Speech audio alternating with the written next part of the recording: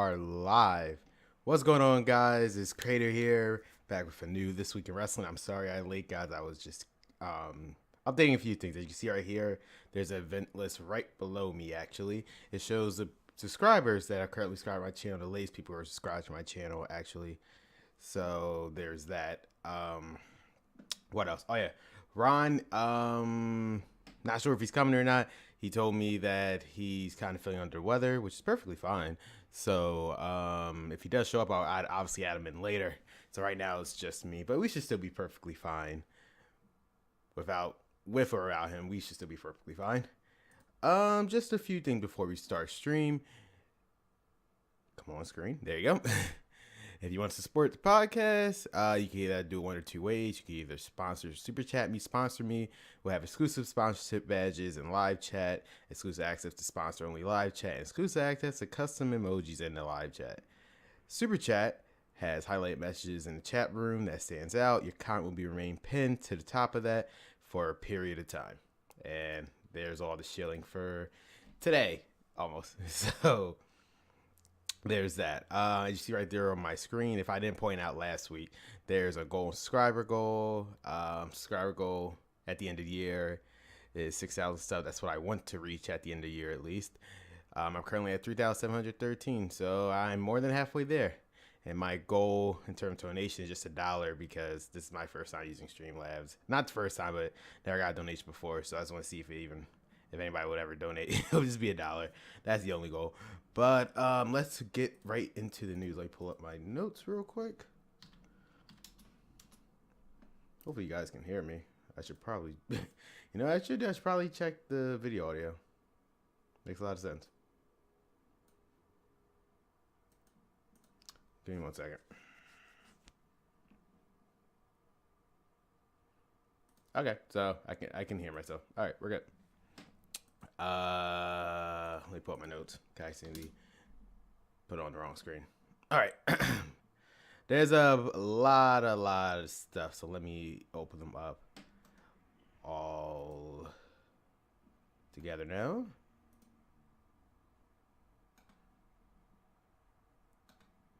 There's a lot of stuff.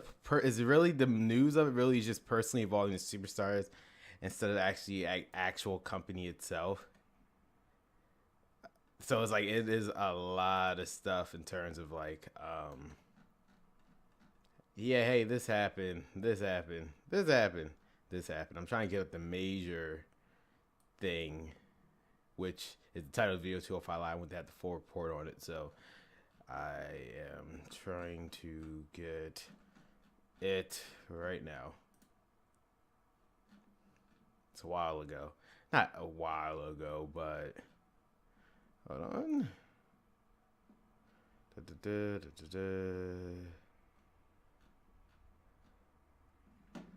Holy crap. It's like a few days ago. Where is it?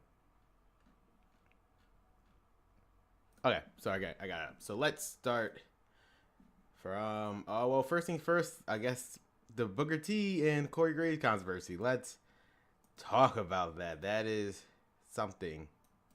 Really, really something. So for starters, Booker T, he did his reality wrestling podcast. I'm assuming that's what it was on. And he told everyone that he has personal beef with Corey Graves. He said Corey Graves is the reason why he is not currently on the broadcast team, because you guys don't know by now, the new Raw commentary team is the coach, not Byron Sack, Jesus Christ, he's on Smackdown. The coach, Michael Cole, and Corey Graves, because he got kicked off. It's his last one being at the Royal Rumble was his last time in part of the Raw commentary team, as of right now at least. Booker T came out on his podcast and said Corey Graves is the reason why, because they feel as though he was going to beat up Corey Graves, basically threatening. The man's like, I thought Booker T commentary, but it's hard to say if this is a work or shoot or not, but especially when I talk about the other thing. But yeah, he said if I ever see Corey Graves on the street, he'll just beat him the hell up. That's what he basically said. He's gonna beat him up if you ever see him on the streets, which is like, okay, Booker, that's interesting to say the least. Very, very interesting. So Booker T's gonna rough him up. So it's like, all right then, have fun with that, Booger, and probably have fun in jail if that actually happens. The funny thing is, today actually, Booker T said on Twitter, hey, I'm doing my podcast again. I think it's either Saturday or Sunday. I don't remember the exact day. But he told Corey Graves he's welcome to show up on the podcast. And Corey Graves said, of course, you have my number. So either tomorrow or Sunday, I'm assuming it might be Sunday, we're going to have the match, basically, just form the podcast. Booker T versus Corey Graves. That should be something. I don't know. I guess it's revealed once and for all if this is actual work or shoot, depending on how the two are reacting towards each other. So I guess we'll find out Sunday with that. Well, I can say that it's really going to be something. We had Tim Tebow comment on Vince McMahon wanting him for the XFL. It's funny because I was joking with my brothers, like, since Tom Brady. Oh, yeah. I'm from Philadelphia, so you guys will know already. The Eagles won the Super Bowl. Not going to lie, I was expecting them to win at all, but they won. So, congrats to the Eagles. Because of that, half of Center City was destroyed, but whatever. Tim Tebow recently spoke with Jenny Trainer on his Off the Board Cop podcast about Vince McMahon bringing him up on a possibility for the XFL launch. You can read. He says he's in talks with Vince McMahon, but there's nothing really like carved in stone, basically, about him putting in the XFL. So of course Vince McMahon was gonna reach people who actually played in football to do this XFL thing, especially on the NFL. So we'll see where that goes from there. We have until 2020. I really have nothing else to say about the XFL because what else is there gonna be? We have 2 years to talk about it. We had there's apparently a new game show coming out on the WWE Network, which is Xavier Woods. He shared a picture or his Instagram something, and it seems like it's okay. So it's the New Day and Renee Young. They're in this room, and it looks like a Jeopardy style game show. I have no idea what it is, but I mean, a long time ago, it was reported that WWE was planning on using a game show. They were going to use R-Truth. But since he got injured, they had to, I guess they're going with the New Day and Renee Young. I have no idea what this is. There's no actual public announcement about it, so we'll see when we see. New information regarding Matt Hardy's Broken Universe. It seems like the Impact license that broke user content WWE, it might be coming to programming. It seems like Matt Hardy pretty much now owns all the trademarks to Broken Universe. But, yeah, there's still some type of ownership of Impact Wrestling. Voila. So, Matt Hardy. Like I said, most of these news are more superstar focused than the general WWE. Like, just the more general WWE news is more superstar focused. So yeah, Matt Hardy. I mean, they're using the Broken Universe, just using it in a different name. We obviously know that Matt Hardy is now Woken instead of Broken, which is essentially the same thing. He's just replaced the word Broken with Woken, and there you go. So he's going to feud with Bray Wyatt. We'll see where it goes there, and we'll see if Jeff Hardy is implemented into it somehow. But I'm pretty sure Jeff Hardy's going to SmackDown Live. I already read that. Booker T invites Corey Graves to this podcast. Oh, so this says Sunday. What time is it Sunday? Because I actually get off in the evening.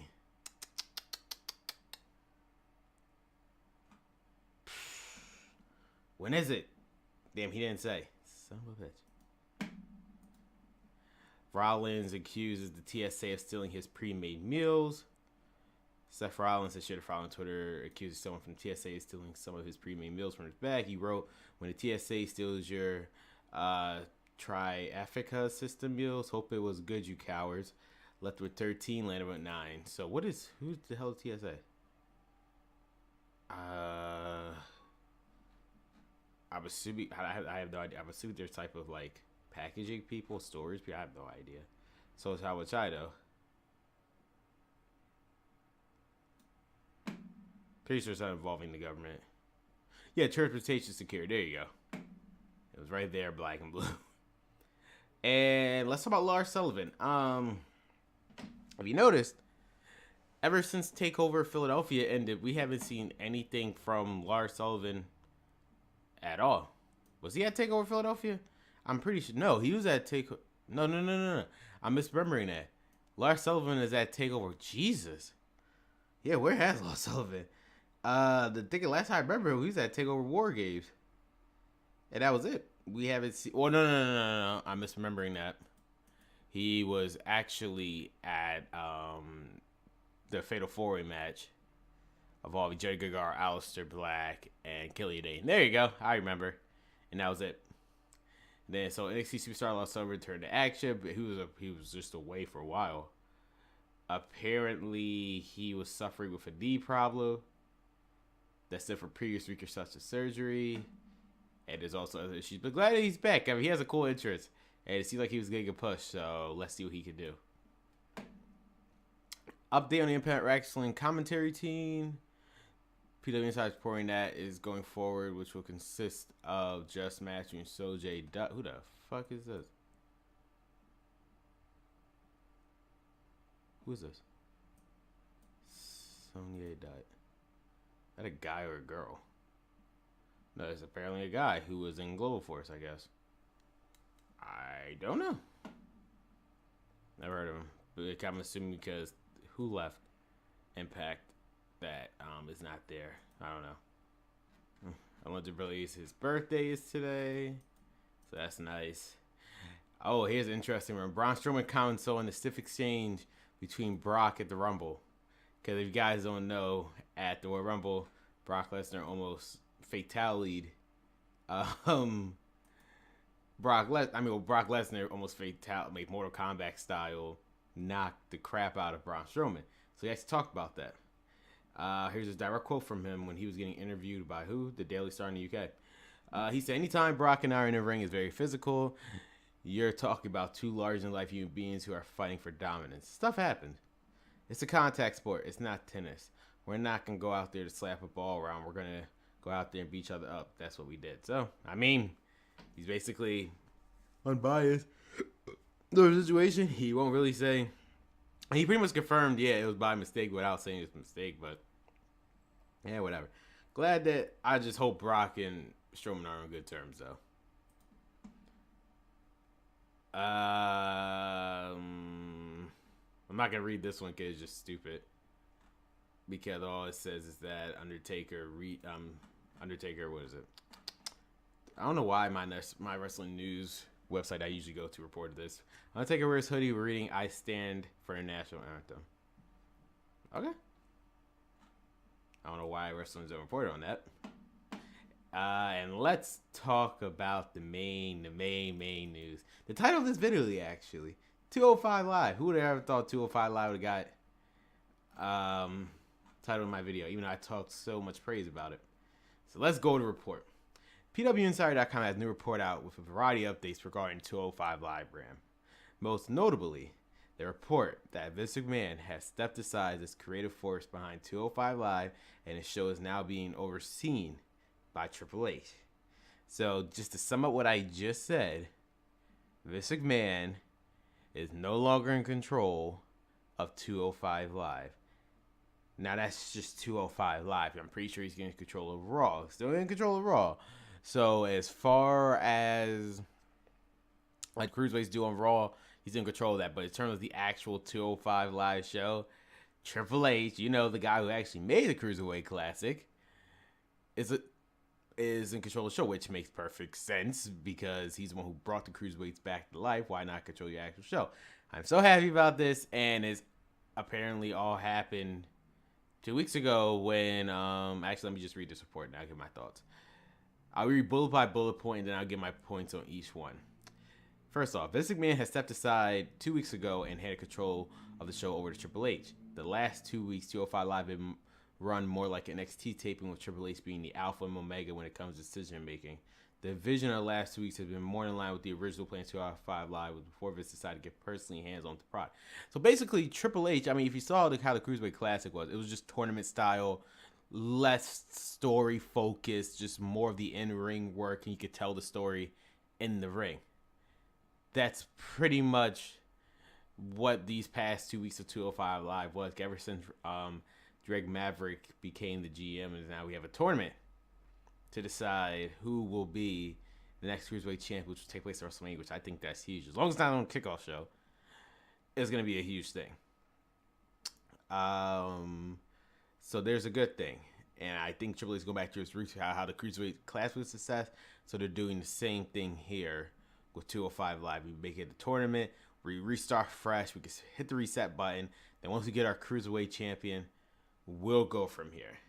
I like what Triple H is doing because these past few weeks actually show that the 205 Live show can actually move on without Enzo. I know Enzo was the focus, but they could clearly move on with the right direction and right people running it. This show can run perfectly fine. Triple H has been bringing back many of the hallmark and traits of the Cruiserweight Classic to help 205 Live feel something other than just another hour of TV. This includes the in-ring style presentation. Pretty much like I just said, if you notice how 205 Live for the past week, besides the whole whatever the hell WWE's doing thing with those backstage interviews, everything felt like the Cruiserweight Classic. They gave you video packages of the new superstars, for example, Roger Strong and Tyler Bate over the past 2 weeks. We had short and straight to the point promos. There has been no promos actually inside the ring other than Rockstar Spud when he dated. Well, I'm keep saying Rockstar Spud. Drake Maverick, I'm going to have to remember that in my head. Drake Maverick, there's been no other type of promo in there besides that. So I like that. Again, it feels like an NXT episode. The only time there's a promo is when it's necessary. You had to cut a promo every part of the show just because you need somebody to talk. Only when it's necessary. And it's a tournament. There's no need to cut promos. You see, Triple H gets it. I'm just saying, he just gets it. It's like, you don't need all this talking and whatnot. Just, the talking is when there's a point to be made. The wrestling can pretty much do the talking for you if you do it right. There you go. Vince McMahon has been pushing for 205 Live to be more character-driven. This is why Enzo was moved to the division and was made a central fixture before being released. I mean, that was kind of obvious. Whatever Vince was doing before Enzo showed up was fine. Because, again, you had Neville. His dominant reign as champion was perfectly fine. So, Enzo, which he was fine, don't get me wrong. When Enzo showed, I'm not going to lie. When Enzo showed up, people started paying attention more. But that whole work ethic of the Cruiserweight division, even though people say it wasn't there, like Cruiserweight track, whatever was there of the work ethic in the 205 Live division was completely gone because, again, Enzo wasn't the best wrestler. So they had to work around him since he was literally the face of 205 Live. So the lead writer for 205 Live is Jonathan Backstorm. Backstorm has been with the creative team since 2013 and has been working as a lead writer since August of 2016. So he's one of the lead writers for WWE is on 205 Live. See, Triple H is smart. I mean, he knows, I guess this guy who's been writing since 2013 knows what he's doing, so he can use him instead. There are not current plans to take 205 Live back on the road. The plan right now is to build the brand up by building up the competitors and their in-ring style before considering another experimental WWE Live event run. Makes sense to me, and I'm not even mad about that because it's like, again, 205 Live tours were, despite when people would say it was a success, it was only a success because Enzo Amore, and again, Enzo Amore was the face of the division. Everybody else don't really, you can't, and I hate to say, like, you can't put someone like Sig Alexander, TJP, Grand Metalik on a post say, hey, they're going on tour. People are not going to care. Let's face it. No matter how good they are, we know how good they are. Hardcore fans know how good they are, and people are just not going to watch it. So, good move by Triple H. And maybe I'll say give it a year. Or probably, make it the earliest, probably after SummerSlam, see how the 205, at that point, we're pretty sure we'll see how 205 Live is going because WrestleMania ends, we have a Cruiserweight champion, and then we'll see how the real story of 205 Live goes. And then Roderick Strong was brought up for NXT specifically to freshen up 205 Live roster. Then other talents caught up from NXT to join 205 Live roster. So based on this report, Roderick Strong is actually part of the 205 Live roster. However, if I actually go on the WWE official page, which I'm going to right now, This is where the confusion comes in. Because, again, I know the WWE updates their website daily. So if it was really something, they would have done it.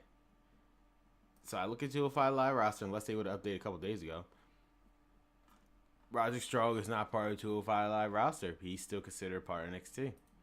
So as far as I'm concerned, he is still a part of NXT. He probably has the same deal with Tyler Bate where it's like, okay, you're a cruiserweight, so we can call it for this match. You win, you lose, you lose. So Roderick Strong, I'll get to that in the 205 Live review, but yeah. So that's pretty much 205 Live. The new direction is going. So far for the 2 weeks, all I've been seeing on the internet is just praise. So they're doing something right. I don't know what it is, but it's something. And I'm glad because this is what, again, I always stood behind 205 Live brand. I said it was good. People kept saying it was a joke. So I'm glad it's going somewhere. We'll see how next week goes. Next week you have 2 matches as well. We have Akira Tozawa taking on someone from the UK tournament known as Mark Andrews. I don't know if you know him or not. And then we have Drew, the former friends. Well, you see, I think they're saying friends because they don't want to remember Enzo. Former friends just are going to be fighting each other next week. Drew Gulak taking on Tony Nese. And before we go, I guess another piece of news that's just landed on me. Former WWE superstar Emma debuted tonight for Ring of Honor under her real name, Tani Dashwood.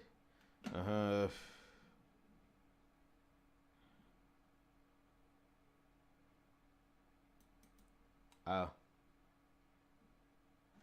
Okay. Yeah, so that's it. Bubba Ray came out and said that Dashwood will make her in-ring debut tonight in the tag team match. So that's cool. That's cool.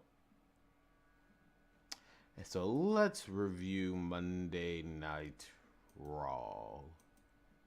If I can get to it.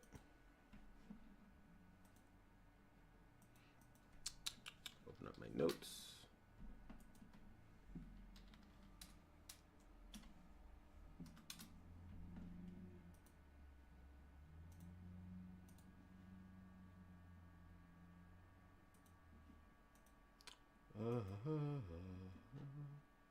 I literally just had it up and I missed it. Sorry guys, give me 1 second.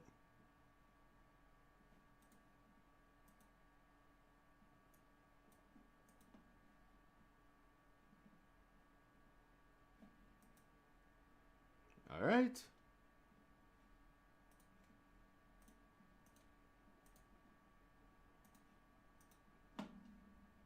There goes the fresh Raw logo. Okay, I gotta open this one up because whatever. All right, so this Monday Night Raw took place in Des Ottawa. I'm assuming this is where it was. I don't know, but the main point of this show was a triple threat match between John Cena, Elias, and Braun Strowman. The winner of that match will have the last superstar that superstar will be entering last. The Elimination Chamber giving him an advantage. That was the main segment of the show. But before we get to that, let's go right through the show. First off, Roman Reigns versus Bray Wyatt to qualify for the men's Elimination Chamber match. It was a good match. Don't get me wrong. The crowd was into it. Bray Wyatt was doing his thing like he always does. Again, Bray Wyatt is just so underrated. Roman Reigns, I mean, you don't want to make it any more obvious than this. Roman Reigns has the opportunity to get him in the Elimination Chamber to get his opportunity to face Brock Lesnar for the Universal title. And sure enough, who do you think wins this match? No, I wanted to say Bray Wyatt. Jesus, it's sad how I just so wanted to say Bray Wyatt, but that did not happen. Roman Reigns won cleanly against Bray Wyatt. So he is now officially qualified for the men's Elimination Chamber match. And I don't know whether to cry or not. I don't know. I really don't know what to do with my life since Roman Reigns is in the chamber, because I guess we all know what's happening now. And that is Roman Reigns going to Elimination Chamber. And he's going to move on to WrestleMania. And he is going to beat Brock Lesnar. And then after that, he's gonna make the Balor Club job out to them, guy. That's it. You best believe his first title defense that day is gonna be against Finn Balor, and they're just gonna job out to him every single week. After the match, though, the more storyline between Bray Wyatt and Matt Hardy. Matt Hardy, I would have wished that Bray Wyatt, to make him look at least a little bit stronger. I know the whole point was to make Roman look strong, because that's been that way since 2014. I know the whole point was to make Roman Reigns look strong, but you could at least make Matt Hardy come out just like how, for some payback, because it was Bray Wyatt who distracted Matt Hardy to make him lose. It's against Elias, so why can't you do the same thing? So Matt Hardy came out afterwards. I guess it would have been the heelish thing to do, I guess. But Matt Hardy's supposed to be crazy, so it doesn't matter. So Bray Wyatt. No, it's Matt Hardy. Matt Hardy twist of faith. And there you go. We had originally was supposed to be Finn Balor taking on Scott Dawson. Oh, no, my bad. Finn Balor was supposed to take on Dash Wilder, but Scott Dawson was instead convinced by his partner Dash Wilder that, hey, this should be a tag team match instead.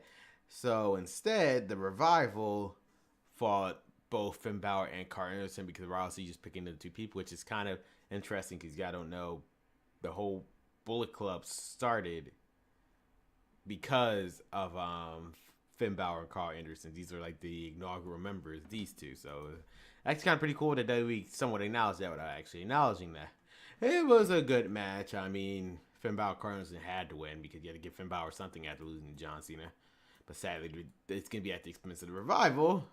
So there's that. Finn Balor and Carl Anderson won.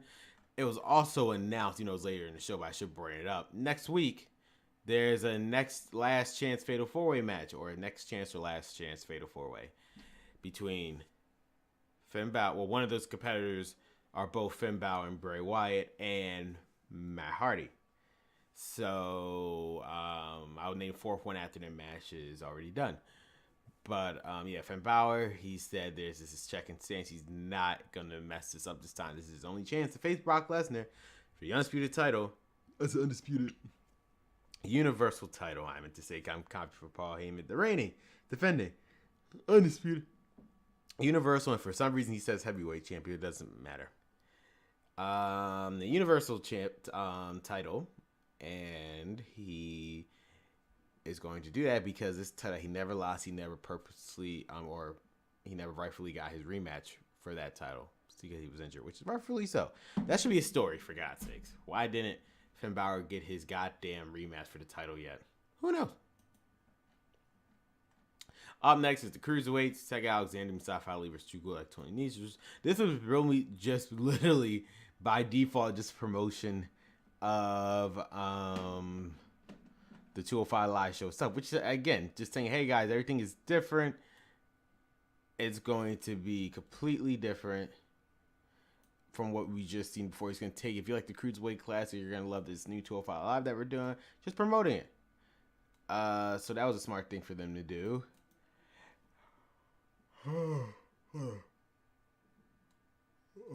Sorry about that. It was a good match. Again, Cruiserweights allowing to do their thing. And Cedric Alexander and Mustafa Ali won. So the real story for the Cruiserweights are going to be happening at 205 Live.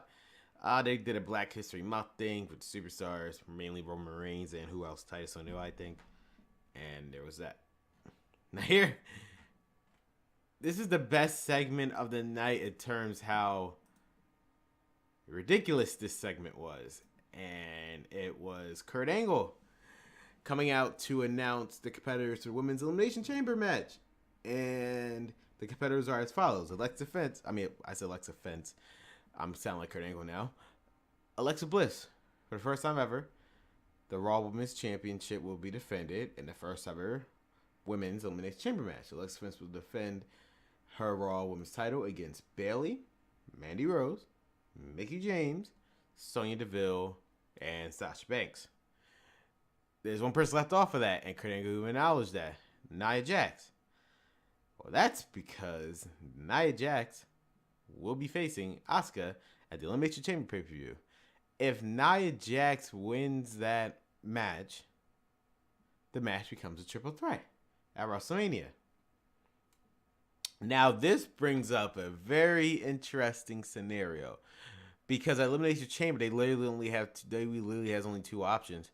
Either they end the streak at the Elimination Chamber, or Asuka beats Nia.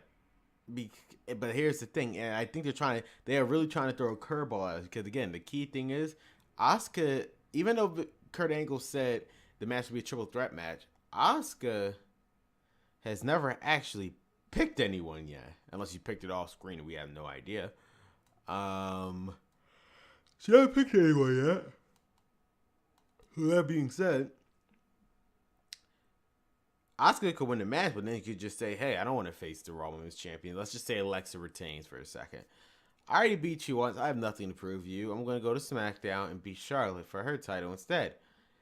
Then the scenario is, well, crap, Alexa Bliss literally just defeated everybody on the Raw Women's roster, except for Dana Brooke. What's she going to do? Nia Jax. She did not beat Nia Jax that night. So that's how I see Nia Jax versus Alexa Bliss at WrestleMania. For some reason, people don't believe me on Twitter when I think that's going to happen. It's going to happen. It is definitely going to happen. It could possibly be a fatal four-way. I could see Bayley, Sasha, Alexa, and Nia, which will literally just be a repeat of WrestleMania 33, just instead of Charlotte's Alexa, just make it a fatal four-way. I mean, why not? But I personally is just being Alexa Bliss and Nia Jax and Bayley and Sasha are going to do their own thing. Speaking of Alexa Bliss, she came out and she was very irritated. She was like, "How could you do this? I feel like this is sexist because I am the Raw Women's Champion, and Brock Lesnar's getting preferential treatment." He was saying Brock Lesnar doesn't even have to be in the Elimination Chamber. He's not even defending his title. Why do I defend my title in the Elimination Chamber? And Karen brought a very good point. Brock Lesnar defended his title at the Royal Rumble. Alexa Bliss has yet to defend her title since the TLC pay-per-view. So it was like, no, you're going to have to defend your title now, which is all the way back in October. She has not defended that Raw Women's title. So with that being said, you're going to have to defend it. And you're going to defend the Elimination Chamber. And that was the story with that. Right after that, it was my opinion, the match of the night, personally to me. And we'll shout out to the two people who are currently watching. Check my viewer count. 2 people are currently watching, so thank you guys. It was Asuka versus Bayley. What a freaking match this was. Personally, my match of the night, Bayley killed her. I don't know here. Maybe, I don't know. So somebody lighten me here. For anybody who's watching, lighten me here for a second. Why was people saying Bayley looked good because she lost weight? I never knew Bayley was fat. Like, this is completely new to me. So it's like, I don't know where the whole Bayley lost weight like thing. I never knew she was fat. She looked exactly, Bayley has always looked the same to me as she does now. I don't see a difference. Personally, to me, she's not fat. So where did that come from? That's what I'm trying to figure out. Somebody help me with that, okay? Please, somebody help me with that. I am really curious as to where people got that from. Bayley's fat. Weird. But anyway, it was a good match. At one point near the end of the match, I literally thought, wow, they're gonna give Bayley this goddamn win over Asuka. She's gonna beat Asuka because it was like this. If you guys remember how Bret Hart beat Roddy Piper all the way back when, I'm pretending like I was there, for the Intercontinental title at WrestleMania, Bayley did pretty much the same exact thing. And then for that split second, it looked like the referee was going to count to 3. That didn't happen. And Asuka eventually put her in the armbar. And Asuka's victorious yet again. But she shook her hand to Bayley. So Asuka has now respect for Bayley. You know, she already had respect for her since TakeOver Brooklyn, too. But whatever.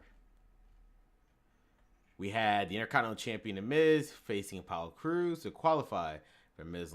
I said The Miz. It might be called the Miz Elimination Chamber match. Why not? The Men's Elimination Chamber match. For some reason, Curtis Axel was not here for some reason. The Miz was victorious, obviously. And Miz looks to hold both the Universal and the Intercontinental title at WrestleMania. Be the first superstar to ever do that. in history of WWE because Universal title literally just came out 2 years ago, so I guess he can make that claim. So Miz is qualified, and as for Apollo Crews, he is a part of that last chance match, which makes it a fatal four-way. So we have Finn Balor, Bray Wyatt, Matt Hardy, and Apollo Crews. Apollo Crews that sticks out like a sore thumb. You know your roster is cut thin due to injuries of Samoa Joe and Dean Ambrose. When you have to put nothing to really take away. I don't mean to take this away from Apollo Crews, but it's like you know your roster is thin when you have to use Apollo Crews of all people for this match. I'm just saying. We had the Raw. So backstory on this. Originally, it was supposed to be Cesaro and Sheamus defending Seth Rollins against Seth Rollins and Jason Jordan for the Raw Tag Team title, as Seth Rollins invoked his rematch clause, and this would be their last chance at the titles.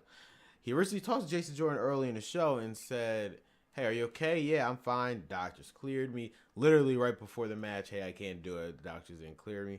Seth Rollins seems irritated because, like you literally just said before, they were perfectly fine. Currently, you may have to cancel the match, and then next thing you know, he notices Roman Reigns in the corner. So yes, we had 2 Roman Reigns matches in one night. Gotta kill me. So that happened, and the match was fine. Everything was doing good. I didn't really think for a second that Roman and Seth Rollins was gonna win the title because, like, the hell Roman. I mean, unless otherwise, I would say Roman is the greediest son of a bitch alive. Do you really need the tag team titles for what? You're not gonna defend. It's like you didn't defend the United States title at all. So I didn't think they were actually gonna win it. So this is how they played it off. Jason Jordan came out to try to help them. Roman Reigns got pissed for some reason for helping him. Whatever. So that happened, and Cesaro Shea was trying to attack Jason Jordan. He actually made contact with them, which is all in disqualification. Sheamus and Cesaro have retained their Raw Tag Team titles, and Seth Rollins and Roman Reigns were so pissed. And Seth Rollins said, "I wish I could have done the injury myself to you." Kratos told him to go home, and that's possibly the last we'll see of Jason Jordan as of right now, because as you guys are not already aware, Jason Jordan is actually injured in real life. He has a neck injury, and he actually did successful surgery, I think on Tuesday or Wednesday. I don't know. We don't know the time frame. Davey doesn't know the time frame of his return, so we will see. We had Nia Jax defeat a jobber. Nothing really much to say there except for, hey, I beat a jobber, and this is going to do to Asuka. I'll make her the Empress of yesterday because, again, as you know, Elimination Chamber. Oh, wait, Ron, you commented. There you go. You're in the comment. Also, JJ's out with a neck injury, maybe surgery. Yeah, he did do surgery. I'm gonna lie. There's Ron. I can say he is alive. He was just sick. This week has been hell, as he said. No, I do it. I can imagine. You're perfectly fine. You're perfectly fine. Hopefully, you just recover. You say, yeah, JJ is out with neck injury, maybe surgery. Hopefully, he's out for not too long because it's like, where does this leave Seth Rollins? It was clear from this that the original plan was clearly Seth Rollins versus Dean Ambrose before Dean Ambrose got injured. So they paired him with Kurt Angle's son, Jason Jordan, to say, hey, he had this buddy friendship thing. I feel like the way this story was playing out, it was clearly meant for Dean Ambrose, but he's injured, so they had to use Jordan. Now he's injured. It's like Seth Rollins cannot catch a break. Literally, who the hell is he going to face at WrestleMania? I have no idea. So there's that. Again, Nia Jax, she defeated a jobber. Say she didn't make Asuka Empress of yesterday because she'll be facing Asuka at the Elimination Chamber. The caveat is if Nia Jax wins, she will be inserted into the triple threat match, the supposed triple threat match, for the Raw Women's title at WrestleMania. So there's that. We had Mickie James defeat Sonya Deville due to disqualification. I think it was a disqualification. Oh, no, it was just a roll up. I think it was just a roll up. And then Sonya Deville attacked her afterwards. Paige, it is so sad. This is so sad by Paige. Paige couldn't even touch her, and it was just ridiculous. When Sonya and Mandy were beating her up, Paige could just say, hey, whatever. Beat her up, beat her up, beat her up. And it's like, but you can't do anything, Paige. Damn. Why? No, seriously though. Here's a little rant. Why is Paige still on the road? And I even said this on Twitter, but I'm gonna reiterate it here. I get that you want to wrestle. Same thing with Daniel Bryan. But then we paired you with these two for a reason. To put these two over. Let them have the spotlight and you just go home and recover. I wish you will come back soon. I hope you can actually wrestle because that is literally screwed up. You was out for a year and you literally came back a month later. You're injured again, and I understand that. But let these two have the spotlight. You're never gonna get better if you're on the road. I know you're trying to prove a point to WWE, but I just don't know. Just try to go home and get better, Paige. You just go home. Mandy Rose and Sonya Deville. You just gotta let them do it on their own now. Obviously, they're supposed to be their master, but you're not here, so you just gotta let them do it on their own and see how it works for them. Mandy Rose, she's perfectly fine. Out of the two right now, Sonya Deville obviously needs a little bit more work, but Mandy Rose, she's perfectly fine, in my opinion. Especially if they picked her for the Big Smash Challenge, I'm pretty sure they have confidence in her. So, Paige, just get better. You'll never get better if you're on the road. That's all I'm saying. And then you had... Oh, yeah, wait. Before I do that. One important thing. After the match, after Absolute tried to beat up Mickie James, Alexa Bliss saved her. For some reason. Which is weird. Weird. Wonder where that's leading. And then we had our main event with the Lion.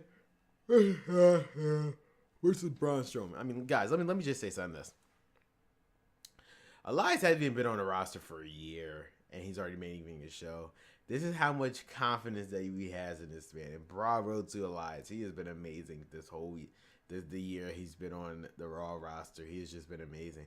It's clear that this push was clearly meant for Big Cass, but since Big Cass got injured, they chose Elias instead. I'm pretty sure they're going to be sticking Elias. I don't know what they're going to do with Big Cass anymore, especially as Enzo's going. What the hell is Big Cass actually going to do? I legit have no idea, and I couldn't even tell you guys. But it was a triple threat match between Braun, Cena, and Elias. The winner were in the number 6 entry position in the men's elimination chamber match. Elias got the victory because what he did, he waited for Braun Strowman to do his running power slam with John Cena. He was able to throw him out the ring. I mean, the strength that he has is ridiculous, and he was able to pin Cena. So, for like first time in a while, Cena has been pinned on Monday Night Raw. We usually don't see that stuff on Monday Night Raw. No, and he got pinned. But right after that, immediately after that, Braun Strowman was pissed, so he picked up both Strowman. Braun picked up Strowman. Braun picked up Cena and Elias, I should have said, and he power slammed both of them. He did it multiple times. It's in the crowd home happy. But regardless, Elias is the number 6 entry in the elimination chamber, so we get to hear probably the whole song he's trying to say for almost 20 minutes before he actually gets into the chamber. That's pretty cool. So I'm looking forward to that. I mean, it makes sense for Elias because again, what can you do?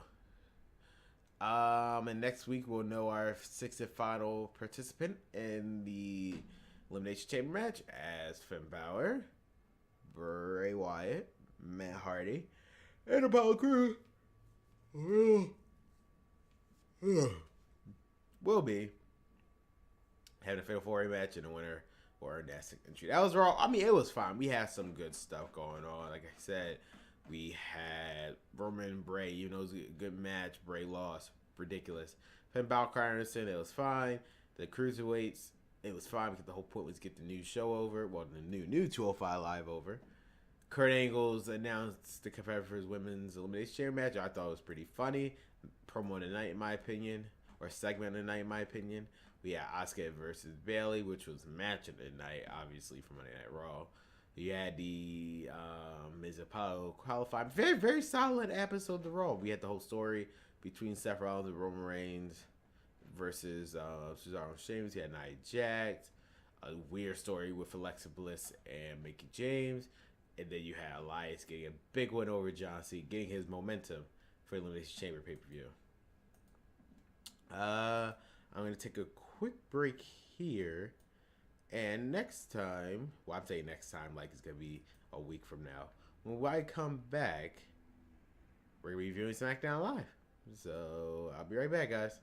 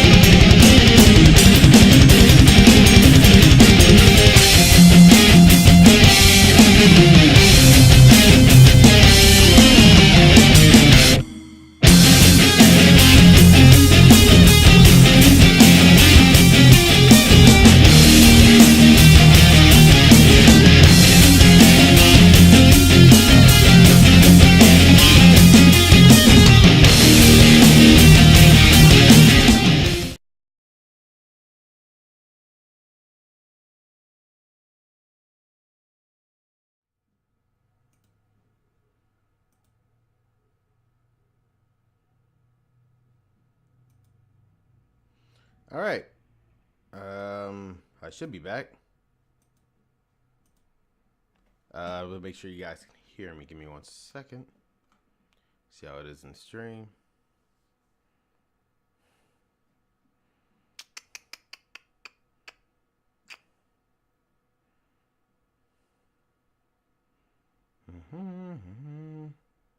Because last time I don't want me to talk without, you guys can actually hear me.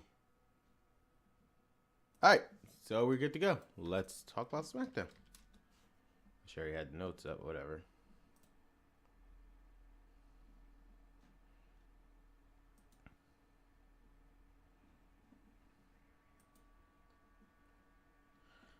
Let's talk about Smackdown Live, which is not only the house that AJ Styles built, but this is also the event that took place in Kansas City, Missouri, or I don't know where the hell this place is. I don't know.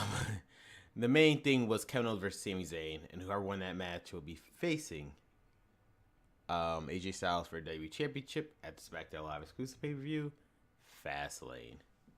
So,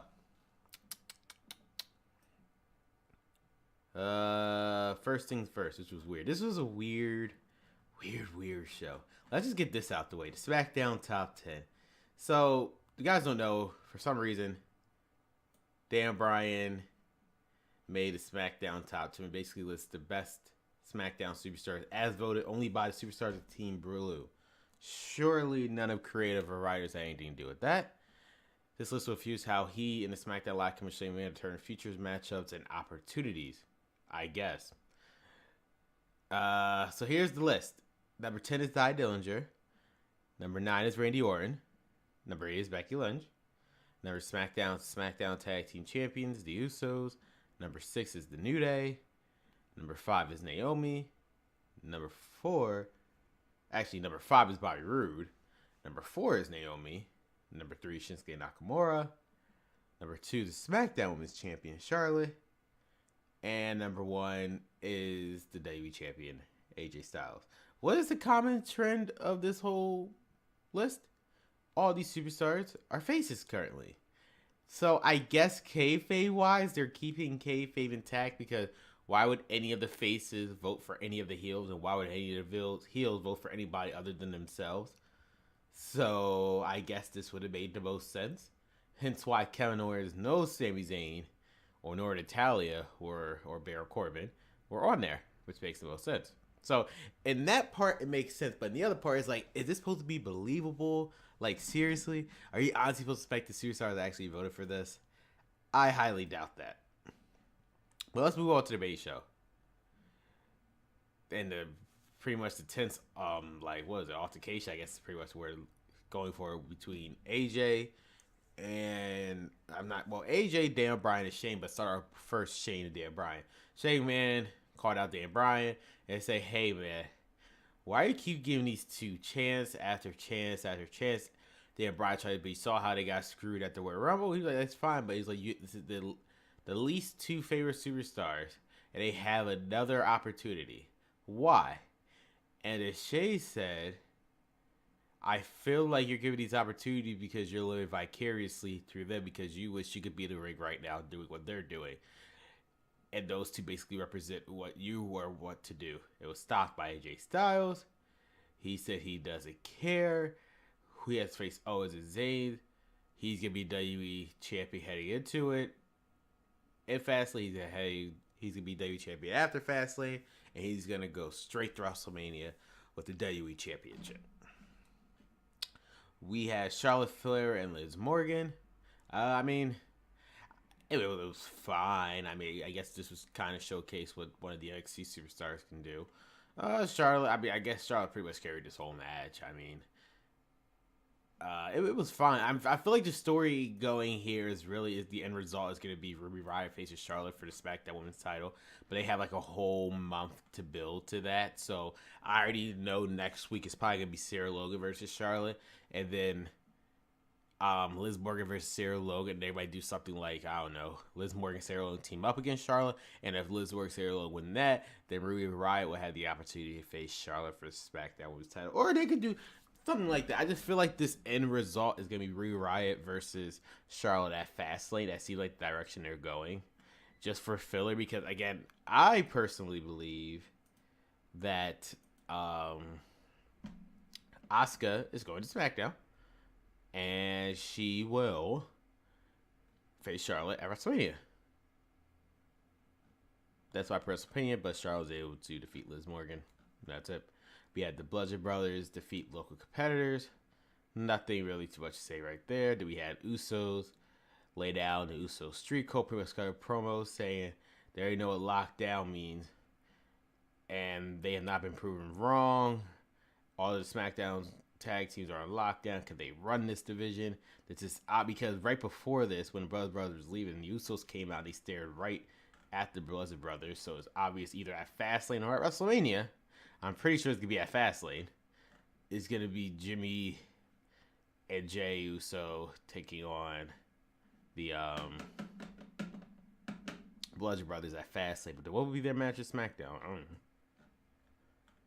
Then we had our United States Championship match. Byru taking on Rusev. It was a good match. I mean, I was expecting Rusev to win because Byru literally just got the title even a month ago, so it makes sense for him not to drop it. And that's what happened. Byru is able to retain the title, and he's able to defeat Rusev. But literally out of nowhere, Randy Orton is literally just a meme at this point. I'm sorry, but Randy Orton is literally just a meme at this point. He came out of nowhere, hit an RKO on all three of them. Randy, Aiden English, Rusev, and Byru. So I guess this could possibly lead to maybe a triple threat at Fastlane between Byru, Rusev, and Randy Orton. Or possibly a fatal four-way with Aiden English for United States title. Who knows? Because Randy Orton something to do. We had Shelton Benjamin, Chad Gable defeat the Ascension because they want to make an example out of the people who are making jokes and whatnot at the expense of the SmackDown Tag Team division. So they was like, no, screw that. Just no. So that's happening. Benjamin Gable. At least it wasn't Breezango. That's all I'm saying. At least it wasn't Breezango, who had to suffer the pin this month. Or this week, I should say. Then we had our match of the night, clearly, between Kevin Owens and Sami Zayn, which ended in a no contest. Because everybody announced that because near the end of the match, Sami Zayn was able to knock out Kevin Owens outside the ring. He was like, looked at AJ, look, you better be paying attention because this is going to happen to you fast. Like, AJ did not care. He said focus on the match. He turned his back. Sami Zayn returned a chair that pissed off AJ, so he punched, even though technically he only punched Sami Zayn first.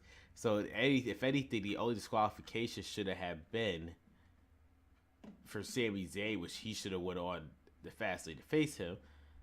But they said it ruled both men were affected by this and ended in a no contest. So because of that, at Fastlane, it will be Kevin Owens taking on Sami Zayn, taking on AJ Styles in a triple threat match for the WWE title.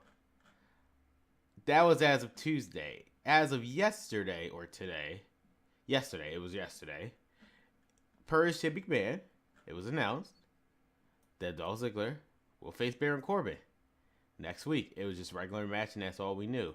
We then found out that after that, the winner of that match will be added, and it'll make it a fatal four-way.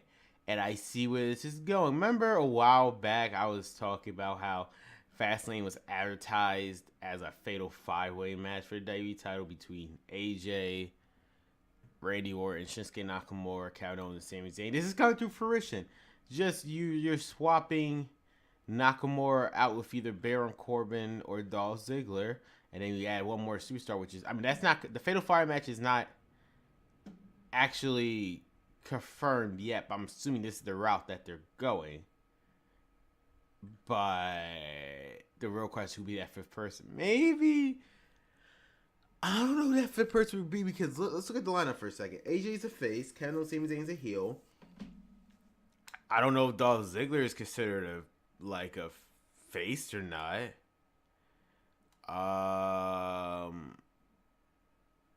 So like it's a good question. Like I don't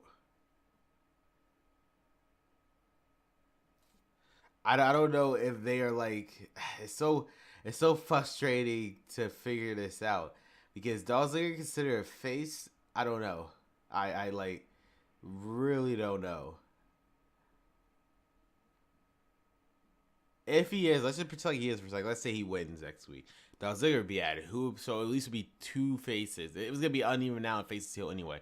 So I guess Bear Corbin could someone get added and there'll be a fatal five way. That's how they could do it. They're gonna say no, both of them get added. I already see Dan Bryan one up again, so that both men are added. It'll be a fair. There you go. I just realized what's gonna happen off the top of my head. Dolph Ziggler's gonna win. Dan Bryan's gonna probably say, "Well, Dolph Ziggler did win, but Bear Corbin somehow got screwed." So guess what? Both of them are in. It's a fatal five way. There you go. Just stacking the odds against AJ. So I mean, it gives everybody something to do. So there's that. That I complain about there. Overall, though, I mean, SmackDown was fine. I was not expecting a triple threat announcement, which, in hindsight, should have because this again leading clearly into the Fatal Five Way. So I should have expected that. I don't know why I did it, but I should have.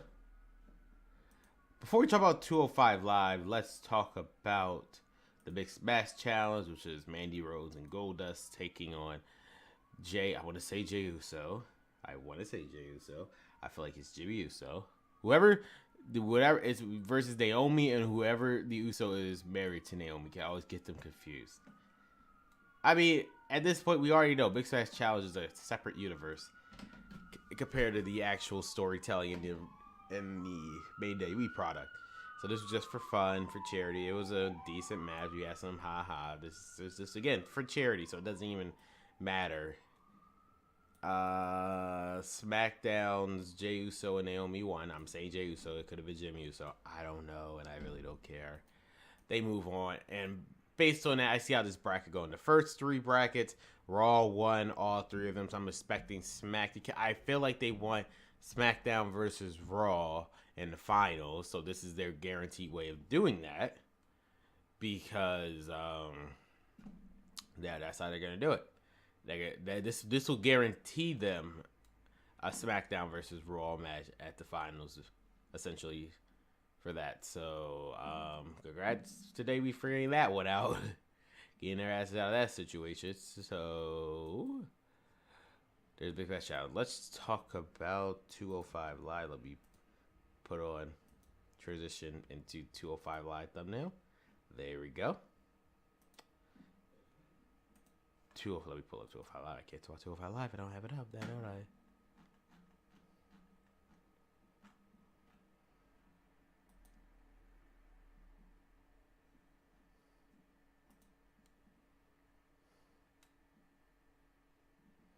So 205 Live was highlighted by the main event, which was Roger Strong and Hideo Itami.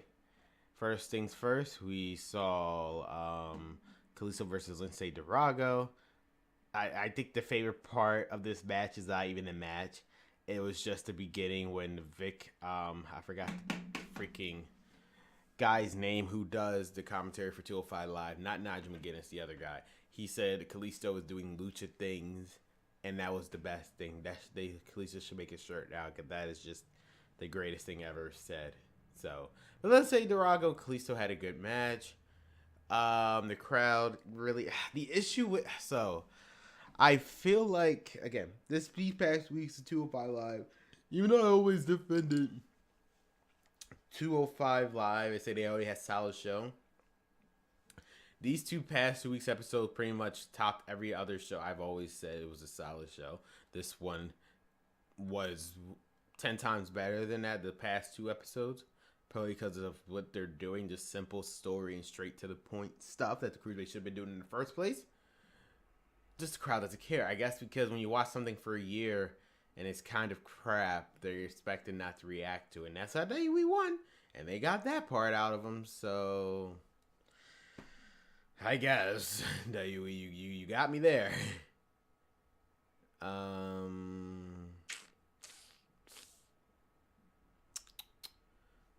So there's that. It was a good match. Kalisto obviously advanced. Linton and Rago sure as hell wasn't going to advance. So Kalisto advanced. We still don't know the bracket. So I really can't say what the hell this is.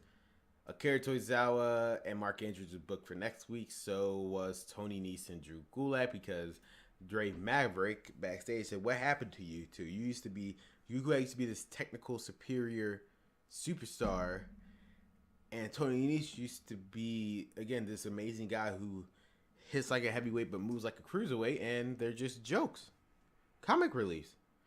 And he wants to see what these two can do next week as they face each other in the tournament next week.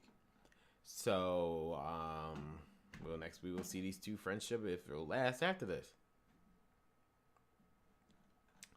Then we had our main event, which was Roderick Strong making his WrestleMania debut. I mean, that's a WrestleMania debut. Jesus, that could possibly happen. His 205 Live debut. As far as I know, he is still technically part of NXT. We'll see, I guess, eventually, if he's ever added to the video package, I guess. Roderick Strong is technically a part of still NXT roster. He fought Hideo Itami. It was a very good match. People expect to be very good match. I just hate the fact that the crowd really didn't give a fuck. That's the issue. The crowd really did not care. So they cared to the very end, but it was already too late. The match was pretty much over. The shocking thing came to me. I thought this was just served to put Hideo over. Roderick Strong. Roderick Strong won. An NXT guy. I was not expecting that. So this, again, Triple H, you're something else, my friend. You're doing the unpredictability thing here, and it's working, because I have no idea what's going on. No idea at all. So 205 Live. So Roderick Strong advances next week, as I said. Akira versus Mark Andrews, and Tony versus Drew Gulak. We'll see what happens there. And last but not least, let's pull up NXT. Transition to NXT. Let me pull that up.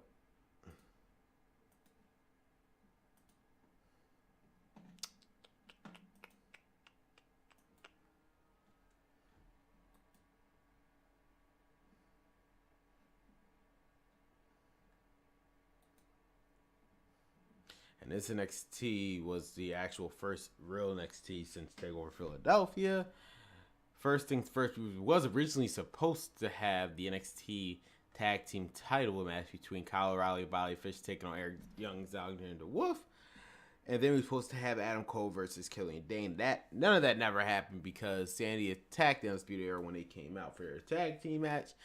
They got into a scuffle. William Regal said this ends tonight, because all 16 men will be facing a 6-man tornado tag team match later in the night.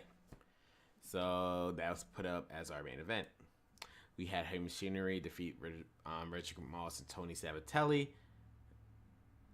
The real story here is what happened after. Well, during the match, Tino Sabatelli looked a little bit more aggressive with his partner, Richard Morris. So at the end of the match, once they lost, Tino Sabatelli tried to get next to Richard, but he just walked away. So I don't know what's happening. I guess the storyline, people are speculating maybe Tino's going to team up with EC3 since they somewhat look alike. So that's always a possibility.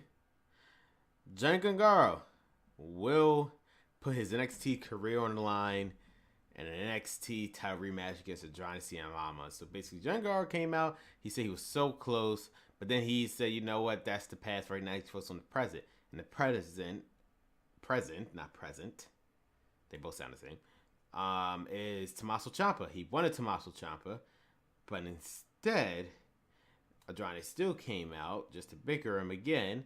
And then Candice came out when Selena Vega got into Johnny's face. Selena Vega said, why won't you just leave? We already beaten you so many times. He said, fine, you give me one more shot at the title. If I can't win, I will leave. So there you go.